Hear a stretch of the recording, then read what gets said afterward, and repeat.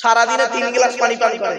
সকালবেলা একবার, সকালে 1 গ্লাস, দুপুরে 1 গ্লাস, রাতে 1 গ্লাস, বাকি সব পান, তেরেঙ্গা, কলমি, গুটকা, শান্তি অশান্তি, চা, এইসব খেয়ে দিন কাটান। তা আপনার শরীর খারাপ হবে না? হবে না? আপনি আল্লাহকে দোষ দিয়ে বসে আছেন। আসুন, 1 নাম্বার নবীর প্রিয় খাবার ছিল স্বচ্ছ পানি।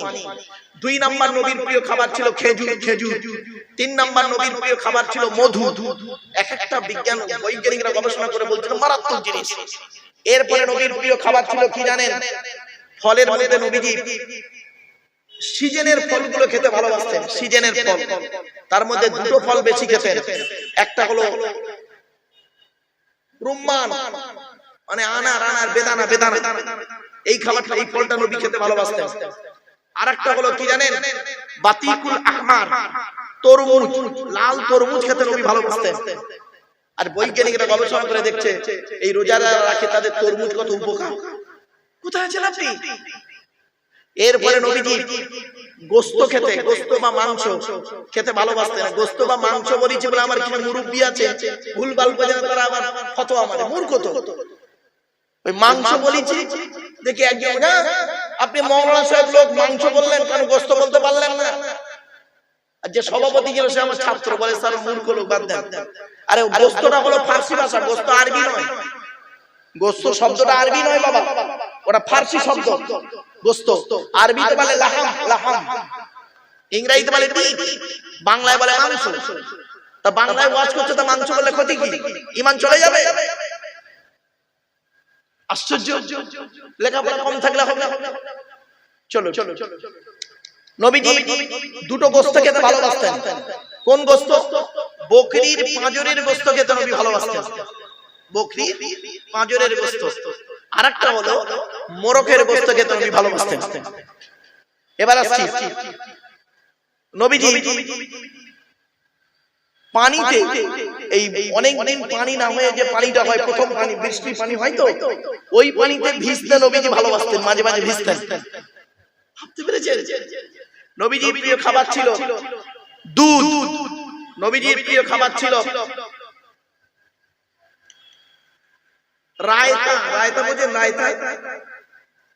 রায়তা যারা খায়, হোটেলে খায় রায়তা, কিরকম হয়? টক দই আর ওই কিছু ফল কুচিয়ে টক দই দিয়ে যেটা তোর ওইটা খেতে নবী ভালোবাসতেন। এত প্রোটিন খাবার নবীজি খেতে ভালোবাসতেন। আর আপনি সেই খাবারগুলো খান কোনোদিন ভাবেননি। চলো, সবজির মধ্যে 2টো সবজি খেতে নবী ভালোবাসতেন। 2টো সবজি। একটা সবজি আপনারা সকলে জানেন, কদু, লাউ, এটা সকলে জানেন। আরেকটা সবজি শুনুন, কচি শসা। কি বললাম বাবা? কচি শসা খেতে নবী ভালোবাসতেন। কানাডার টরন্টো ইউনিভার্সিটি অ্যানাটমি বিভাগের প্রফেসর, বিখ্যাত পণ্ডিত বৈজ্ঞানিক উইলিয়াম হার্ভে, উনি বলছেন যে হযরত মুহাম্মদ সাল্লাল্লাহু আলাইহি সাল্লামের প্রিয় খাবার সবজি ছিল 2টো। 1 নাম্বার ছিল লাউ বা কদু, আর 2 নাম্বার হলো কচি শসা। কেন? তো শসাকে নিয়ে উনি গবেষণা করতে গিয়ে বললেন লাস্টে যে সর্বনাশ, শসা এমন একটা খাবার যে খাবারটা খেলে ব্রেন ঠিক থাকে, সুগার ঠিক থাকে, প্রেসার ঠিক থাকে, হার্ট ঠিক থাকে, পেট পরিষ্কার হয়, লিভার ঠিক থাকে, রক্তের উপকার হয়। শসা নিজে হজম হতে পারুক আর না পারুক, অপরকে হজম করে মাল বের করে দেয়। এমনকি দেহের মধ্যে পানির প্রবলেম হলে শসা খেলে পানির কাজটা শসা করে দেয়। 1500 বছর আগে নবী খেলেন, আর সেই খাবারটা কিনা আজকের গবেষণা করলেন অমুসলিমরা, গবেষণা করে ইসলামের কালেমা পড়ে মুসলমান হয়ে গেলেন। আর আপনি কোথায় আছেন? কথাগুলো বাবা একটু ভাবুন। চলো, এরপরে আসছি, আল্লাহ বলছেন তো দেহের মধ্যে আমি 9টা ছিদ্র দিয়েছি। আমাদের দেহের মধ্যে 9টা ছিদ্র আছে। এই 9টা ছিদ্রের যে কোনো একটা ছিদ্র দিয়ে আল্লাহ পাক আমাদের আত্মা ফেরেশতার মাধ্যমে বের করে নেয়। আমার বাবাজি, যুবক ভাইরা, মায়েরা, বোনেরা একটু শুনে নিন। 9টা ছিদ্র কি কি? 2 চোখ, 2 নাক, 2 কান, একটা গাল, সামনে পেছনে, এই হলো 9টা ছিদ্র।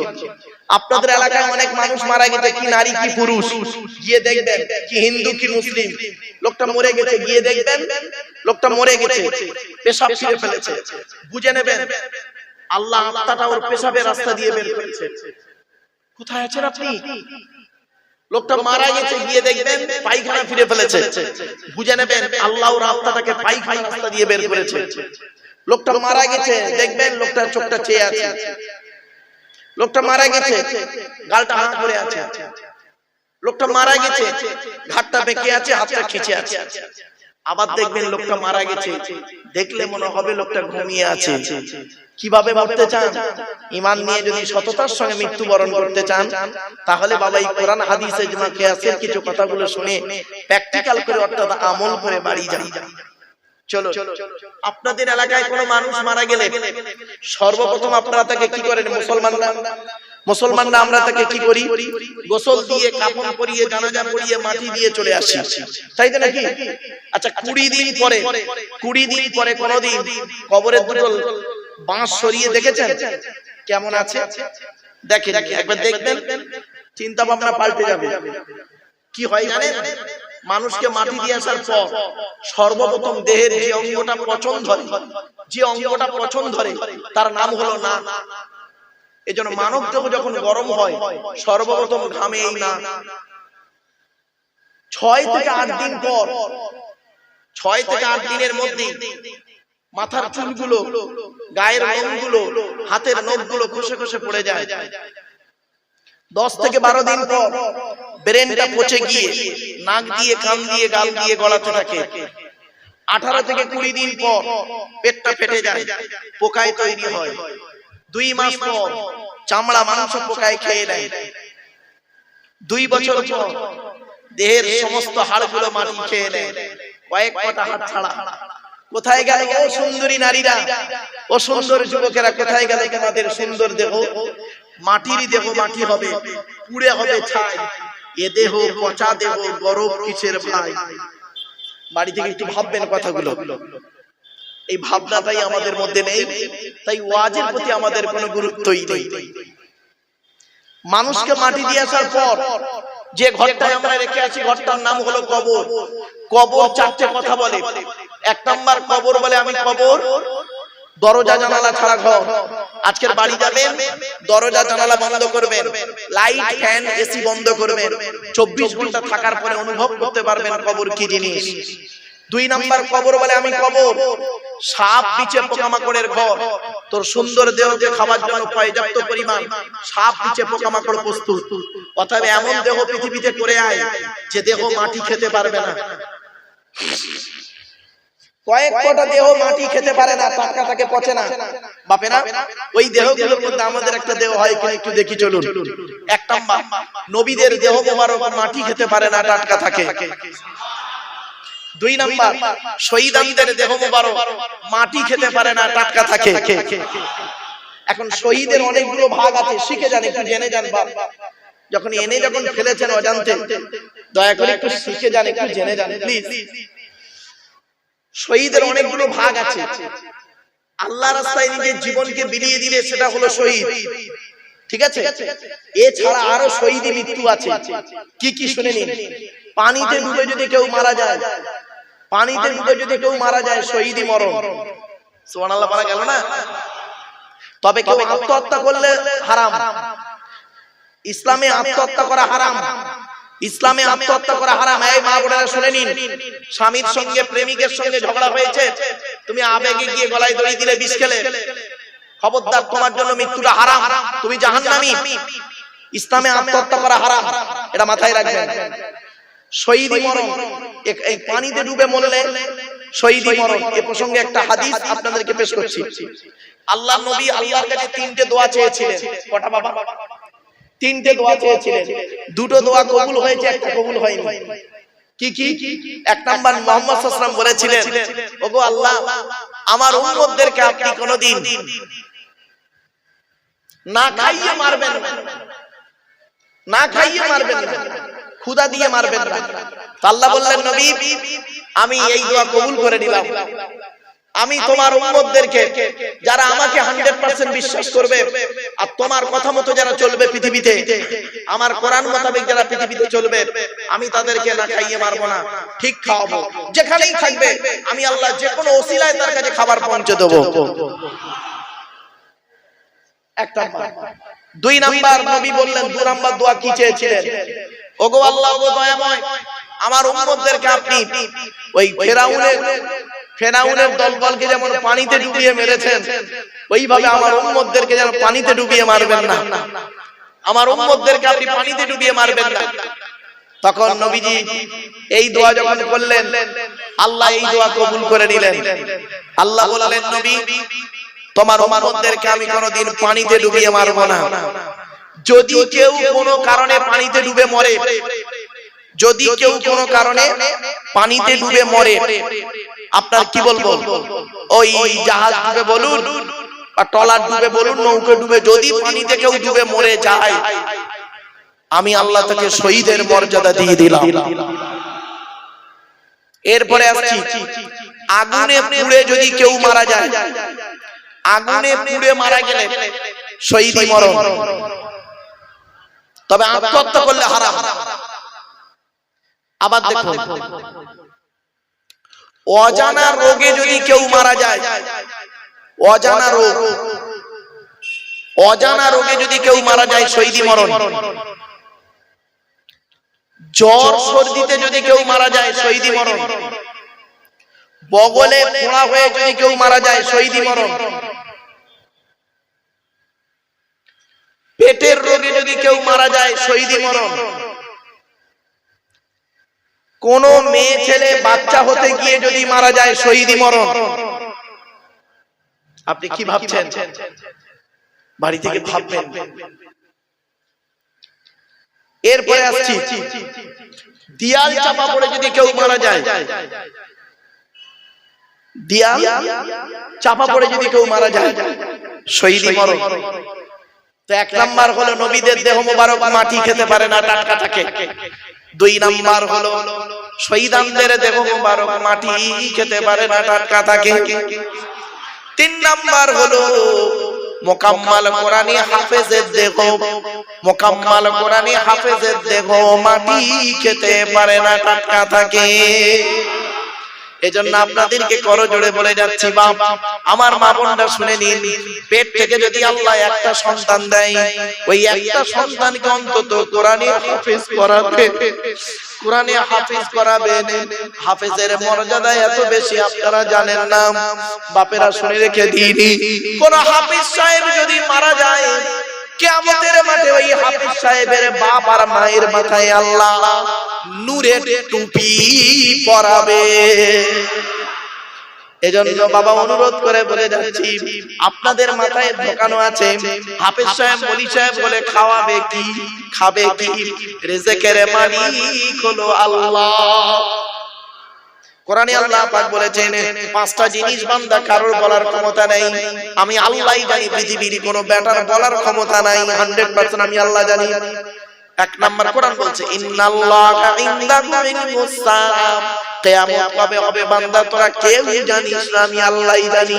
তবে কিয়ামতের কিছু নিদর্শন আমি আল্লাহ আমার নবীকে জানিয়ে দিয়েছি। সেই নিদর্শনগুলো দেখেই বুঝতে পেরে যাবি যে এবার পৃথিবী ধ্বংসের দিকে।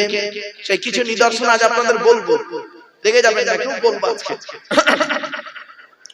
দুই নাম্বার আল্লাহ বললেন, ওয়ায়ুনাজ্জিলুল গায়স, কোন মেঘে কতটা কখন পানি বর্ষণ হবে বান্দা তোরা কেউ জানিস না। যদি বলেন হুজুর আবহাওয়া দপ্তর তো বলে, আবহাওয়া দপ্তর কি বলে শুনবেন। সম্ভাবনা আছে এত কিলোমিটার বেগে ঝোড়ো হাওয়া বইতে পারে, ঠিক না বেঠিক? আকাশে মেঘ উঠেছে, বৃষ্টি হবে, সেই মেঘ চলে গেল, সাইডে পরিষ্কার হয়ে গেল, অন্য জায়গায় বৃষ্টি হলো। আল্লাহ বলে বান্দা 100% পৃথিবীর কারোর বলার ক্ষমতা নাই। তিন নাম্বার হলো ওয়ায়ালামু মা ফিল আরহাম, মায়ের পেটে কি আছে, চোর হবে না ডাকাত হবে, আলেম হবে না হাফেজ হবে, কারোর বলার কোনো ক্ষমতাই নেই। এখানে অনেকে মনে মনে ভাবছেন নবীর ছেলে নবী হবে, খবরদার নয়, ভাববেন না নবীর ছেলে নবী হবে না, হবে এমন কোনো গ্যারান্টি নেই। পীরের ছেলে পীর হবে এমন কোনো গ্যারান্টি নেই। ডাক্তারের ছেলে ডাক্তারি হবে এমন কোনো গ্যারান্টি নেই, ঠিক না বেটি? পরিশ্রম করতে হবে, যদি আল্লাহ তকদিরে রাখে তবেই সে ডাক্তারের ছেলে ডাক্তার হবে, মাস্টারের ছেলে মাস্টার হবে। পরিশ্রম করতে হবে, ঠিক না বেটি? কথাগুলো বুঝতে পারছেন?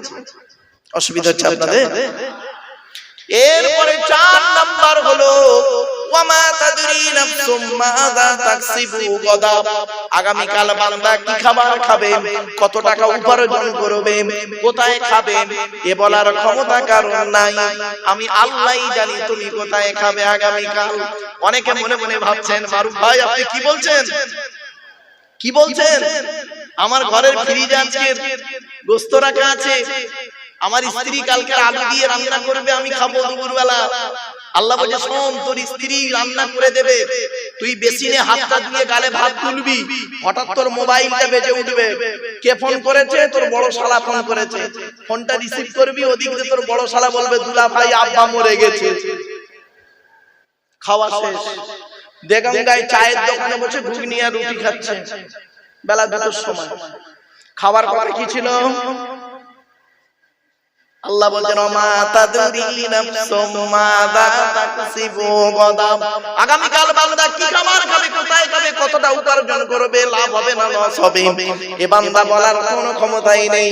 5 নাম্বার হলো ওয়া মা তাদরি নাফসুম বিআইয়ি আরদিন তামুত। কোন জমিনে কোথায় কি অবস্থায় কেমন করে কবে তোমার মৃত্যু হবে বান্দা তুমি জানো না, আমি আল্লাহই জানি। হয়তো অনেকে মুরব্বিরা মনে মনে ভাবছেন আমার মৃত্যু আমার ঘরেই হবে। আল্লাহ বলছেন নবী তুমি বলে দাও কুল্লাউ কুনতুম ফি বুয়ুতিকুম লাবারাসাল্লাযীনা কুতিবা আলাইহিমুল কতলু ইলা মাদাজিহিম। নবী তুমি বলে দাও মৃত্যু যদি তোমার যুদ্ধের ময়দানে কপালে লেখা থাকে, ঘরের বিছানায় শুয়ে থাকবে, কৌশল করে ঠিক ওই জায়গায় পৌঁছে দেওয়া হবে। কিছু বুঝতে পারছেন বাবা?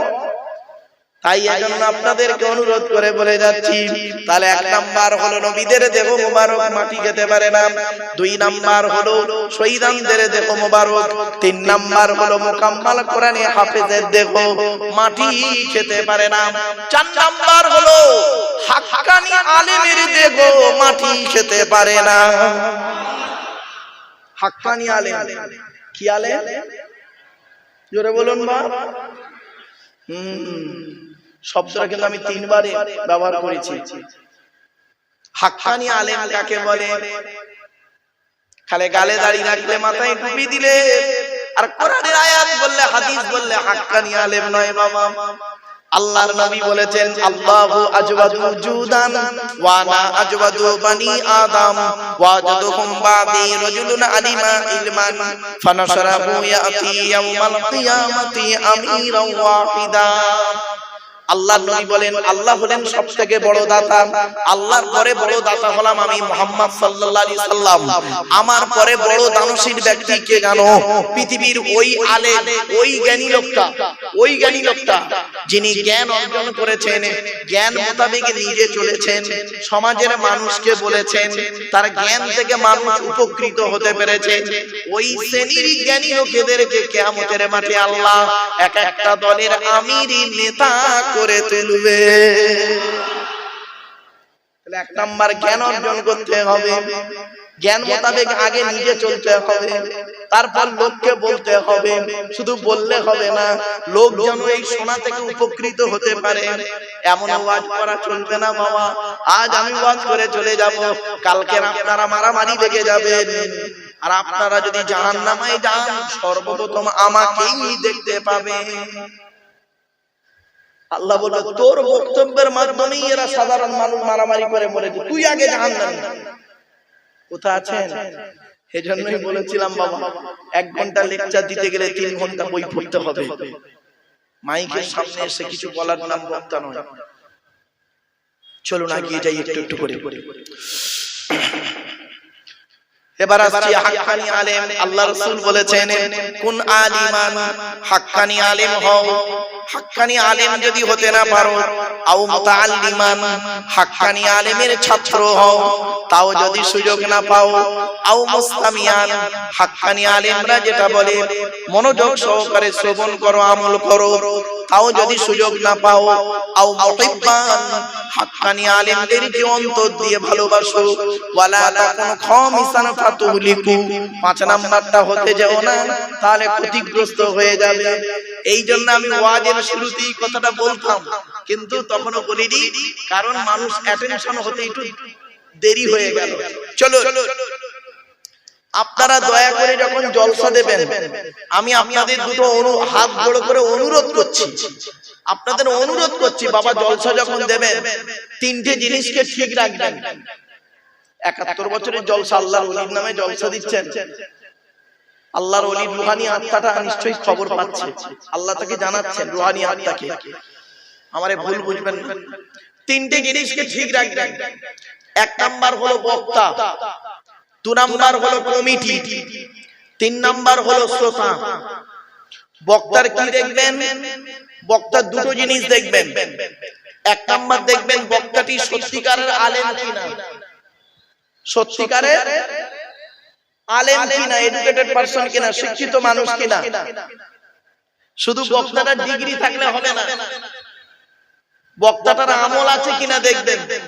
বক্তা নিজে ৫ ওয়াক্ত নামাজ পড়ে কিনা, বক্তাটি রমজান মাসে রোজা রাখে কিনা, বক্তাটি ওর বারবার ভাত দেয় কিনা, বক্তাটি ওর ভাই বোনের ফারাইজে অংশ দিয়েছে কিনা, বক্তাটি ওর প্রতিবেশীর সঙ্গে ভালো আচরণ করে কিনা, বক্তাটি ওর ছেলে মেয়ের দায়িত্ব পালন করে কিনা, বক্তাটি ওর স্ত্রীর হক আদায় করে কিনা, বক্তাটির চরিত্রটা ঠিক আছে কিনা।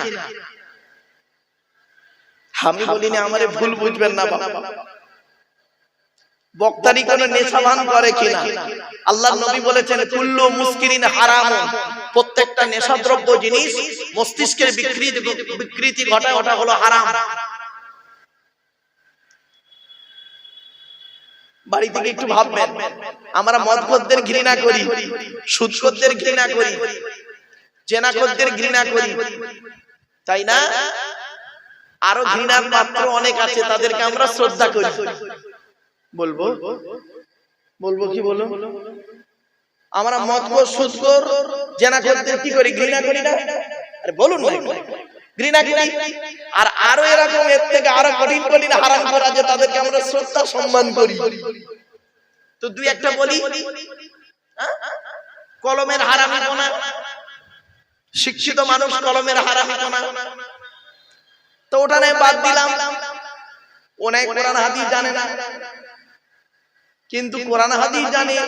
গালে দাড়ি মাথায় টুপি বড় পাঞ্জাবি, গালে দাড়ি মাথায় টুপি বড় পাঞ্জাবি, দিল্লি, বোম্বাই, মিরাট, সুরাট, গুজরাট, হায়দ্রাবাদ, আহমেদাবাদ, লখনউ, বেনারস, আসাম, ত্রিপুরা, মেঘালয়, মণিপুর, ইম্ফল, যোধপুর, জয়পুর, ভাইজাগ, পাটনা, কটক, ভুবনেশ্বর, ব্যাঙ্গালোর, চেন্নাই থেকে শুরু করে কর্ণাটকের কোচি পর্যন্ত কি হলো?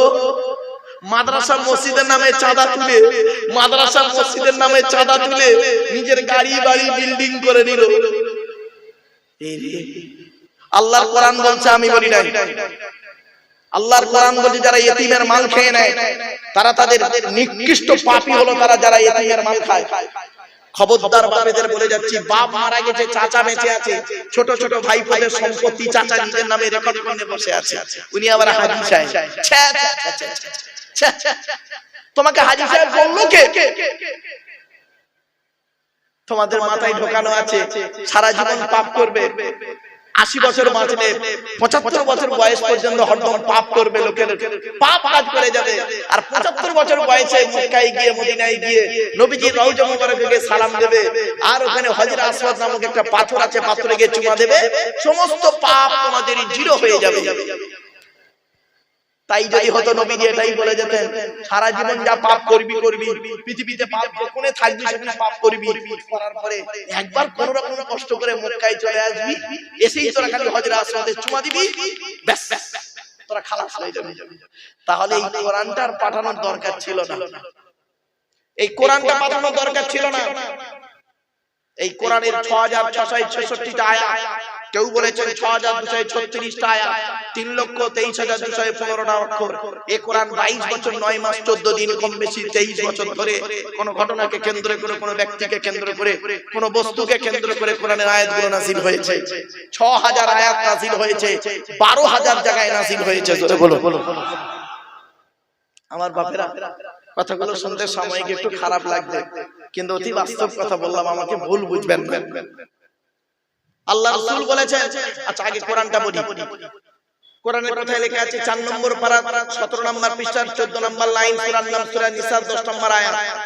ইন্নাল্লাযীনা ইয়াকুলুনা আমওয়ালাল ইয়াতামা যুলমান ইন্নামা ইয়াকুলুনা ফি বুতুনিহিম নারা ওয়া সায়াসলাউনা সাঈরা। আল্লাহর কোরআন বলছে নিশ্চয়ই যারা ইতিমের মাল খেয়ে নেয়, ইতিমের মাল যারা ভক্ষণ করে, তারা তাদের পেটে নরকের আগুনগুলো ঢোকাতে শুরু করে। আমি আল্লাহ তাদের জন্য সাঈর নামক জাহান্নাম নির্ধারিত করে রেখে দিয়েছি। আপনি কি ভাবলেন? আল্লাহর নবী বলেছেন মান আওয়া ইয়াতীমান ইলা তাআমিহি ওয়া শারাবিহি আওজাবাল্লাহু লাহুল জান্নাহ। কোন ব্যক্তি যদি কোন ইতিম বাচ্চার মাথায় হাত বুলায়, কোন ব্যক্তি যদি কোন ইতিমকে আশ্রয় দেয়, কোন ব্যক্তি যদি কোন ইতিমকে খাবার খাওয়ায়, কোন ব্যক্তি যদি ইতিমকে পানি পান করায়, আওজাবাল্লাহু লাহুল জান্নাহ, ওই ব্যক্তির জন্য জান্নাত ওয়াজিব হয়ে যায়। আপনি জান্নাত খুঁজতে এসেছেন ঈদগাহ জলসার প্যান্ডেলে, আপনি জান্নাত খুঁজতে গেছেন মসজিদের ভিতরে, আর আল্লাহর নবী বলছেন জান্নাত কোথায় আছে জানিস? তোর বাম্মার পায়ের তলায়। ইন্নাল জান্নাতা তাহতা আকদামিল উম্মাহাত। তোর বাপ আর মায়ের পায়ের তলায় তোর জান্নাত। জোরে বলো।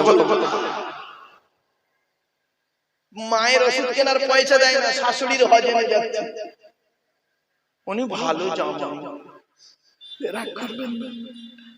আমরা এখানে অনেকে আছি ভালো ছেলে হতে পারি, ভালো জামাই হতে পেরেছি। এজন্য আপনাদের অনুরোধ করছি, আগে ভালো ছেলে হন, পরে ভালো জামাই হবে। আমার শ্বশুর লোককে কি বলে জানেন? আমার শ্বশুর লোককে বলে আমার জামাই খুব ভালো। আমার শাশুড়ি লোককে বলে আমার জামাই খুব ভালো। আর আমার জন্মদাতা বাপটা কি বলে শুনবেন? ওকে জন্ম দিয়ে পাপ করেছি। পেটে ধরা মাটা কি বলে শুনবেন? পেটে ধরে ভুল করেছি। কেন? কি এমন কাজ করলেন যে মা 10 মাস 10 দিন গর্ভে ধারণ করলো, শীতকাল বর্ষাকাল গ্রীষ্মকাল কোন কালকে দেখলো না, আঁচল ঢাকা দিয়ে নিয়ে রাখলো, যে মা আমার নিজের পেশাবের উপরে ঘুমিয়ে শুয়ে আমাকে তার বুকের উপরে স্থান দিল। কি এমন কাজ করলেন? কার মাধ্যমে করলেন? সেই মা চোখের পানি ফেলে। মনে রাখবেন, ছেলে যখন মায়ের পেটের ভিতরে লাথি মারে, ছেলে যখন মায়ের পেটের ভিতরে লাথি মারে, মা তখন আনন্দে হেসে ফেলে। ছেলে যখন মায়ের পেটের ভেতরে লাথি মারে, মা তখন আনন্দে হেসে ফেলে। বুঝতে পারছেন কথাটা? একটু খুলে বলবো, খুলে বলতে হবে। শুনুন, আমি বুঝতে পারছি। মায়ের পেটে বাচ্চা, মায়ের পেটে বাচ্চা 3 দিন বাচ্চা নড়ে নেই। কদিন? 3 দিন বাচ্চা নড়ে নেই। মা খুব চিন্তিত, বাচ্চাটা মরে গেল নাকি, খুব চিন্তিত। ডাক্তারকে ফোন করেছে, স্যার আমার বাচ্চা 3 দিন নড়ছে না পেটে। ডাক্তার বলল কেন? আল্ট্রাসোনোগ্রাফি করে যা দেখলাম সব ঠিকই আছে। তো না নড়ার তো কোনো কথাই নেই। তুমি কোনো পেটে আঘাত করেছো? না স্যার। চাপ দিয়েছো? না স্যার। তো কিছু শোনার কাজ করো, তুমি 1 লিটার পানি পান করো তো। তা মেয়েটা পানি পান করলো, চিন্তিত হয়ে আছে মা। বাচ্চারা মনে হয় নড়ে নে মরে গেছে। তার মা খুব কাঁদছে। আসরের নামাজ পড়তে বসেছে মা।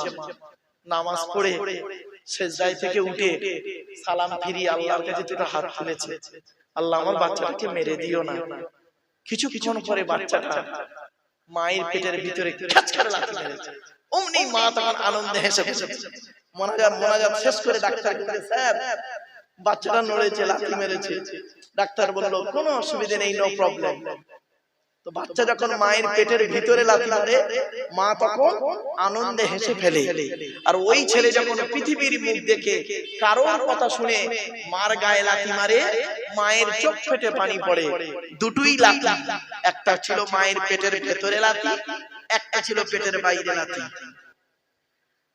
বাবাজি, বাপের ভাত দাও না, মার ভাত দাও না, তুমি আমার ওয়াজ শুনবে? তোমার মতো নিকৃষ্ট শ্রোতা আমার প্রয়োজন নেই। বাস্তব কথা বললাম। তুমি বাপের গুরুত্ব দাও না, মায়ের গুরুত্ব দাও না, জন্মদাতা বাপকে দেখো না, পেটে ধরা মাকে দেখো না। ছোট্ট একটা উদাহরণ দিচ্ছি, রাগ করবেন না কেউ। আমার দিকে তাকান। আচ্ছা বাবা, মায়েরা, আমাদের মায়েরা বাচ্চাকে তার কতদূর তুলতে পারে বলে? আমার দিকে তাকান। ঠিক না বেঠিক? মা তার বাচ্চাকে এই কাঁধ পর্যন্ত, এই বুক পর্যন্ত তুলতে পারে, এর বেশি আর তুলতে পারে না মা। বুঝতে পারছেন? আর বাপ তার ছেলেকে প্রথম কাঁধে তুলে বাপ বলে, বেটা আমি লেখাপড়া ভালো শিখতে পারিনি রে, আমার মেহনতের টাকায় তুই লেখাপড়া শিখে আমার কাঁধে বসে আমার চোখ যত দূর না যাচ্ছে তার থেকে বেশি দূরে যেন তোর চোখ যায়, আমি দোয়া করি।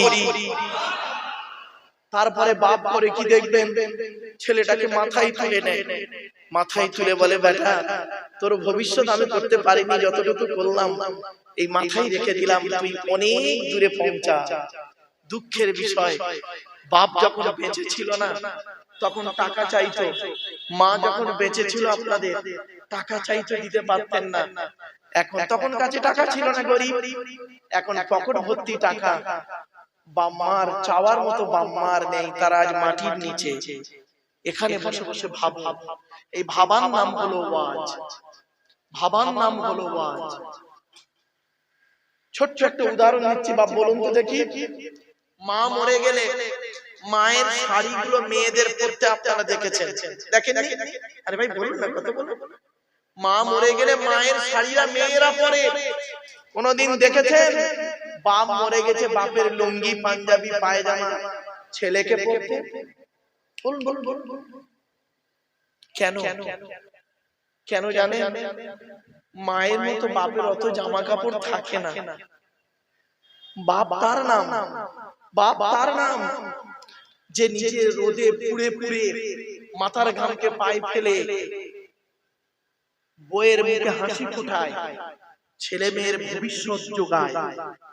বাপ তার নাম যে নিজেকে শেষ করে দিয়ে ছেলে মেয়ের ভবিষ্যৎ গড়ে দেয়। বাপ তার নাম যে নিজে না সেজে ছেলে মেয়েকে সাজাতে ভালোবাসে। বাপ তার নাম নিজে না খেয়ে বা ছেলে মেয়েকে খাওয়ানোর জন্য সারাদিন কলকাতায় খাচ্ছে, মুড়ি খাচ্ছে, মুড়ি খাচ্ছে, আর 30 টাকা খাবার হোটেলে রোজগারের টাকাটা এনে বইয়ের হাতে দিচ্ছে, আর বউ করছে কি রিল্যাক্স করছে, ছেলে মেয়ে করছে কি রিল্যাক্স করছে।